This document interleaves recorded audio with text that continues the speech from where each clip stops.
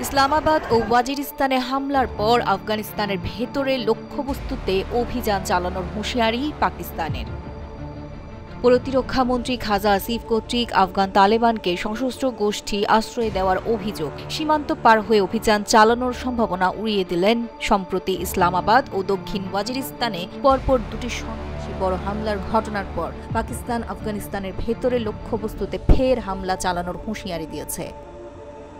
পাকিস্তানের প্রতিরক্ষামন্ত্রী খাজা আসিফ বলেছেন, সাম্প্রতিক সন্ত্রাসী হামলার পর সীমান্ত পার হয়ে আফগানিস্তানের ভেতরে অভিযান চালানোর সম্ভাবনা উড়িয়ে দেওয়া যায় না।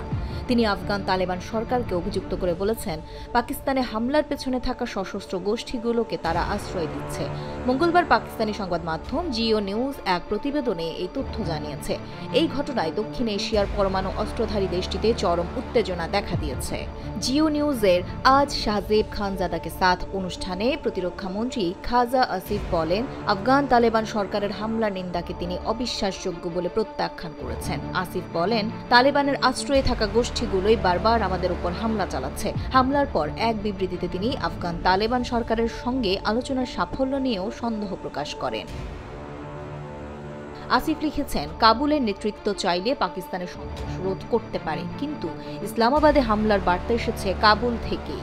ইসলামাবাদের আত্মঘাতী বিস্ফোরণে অন্তত 12 জন নিহত এবং 30 জনেরও বেশি আহত হয়েছেন। এর আগে সোশ্যাল মিডিয়া প্ল্যাটফর্ম এক্সে দেওয়া এক পোস্টে খাজা আসিফ লিখেছিলেন, আমরা এক ধরনের যুদ্ধের মধ্যে আছি। যারা মনে করছে পাকিস্তান সেনাবাহিনী শুধু সীমান্ত এলাকায় লড়ছে, ইসলামাবাদের এই আত্মঘাতী হামলাই তাদের চোখ খুলে দেওয়ার মতো।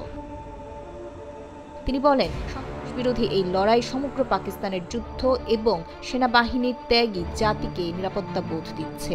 প্রতিরক্ষামন্ত্রী আরও বলেন, ভারত বা আফগানিস্তান কেউই যদি দুঃসাহস দেখায়, পাকিস্তান সমান জবাব দেবে। তিনি জোর দিয়ে বলেন, পাকিস্তান কখনো আগ্রাসন শুরু করবে না, তবে আমাদের উপর কোনো হামলা হলে কঠোর জবাব দেওয়া হবে।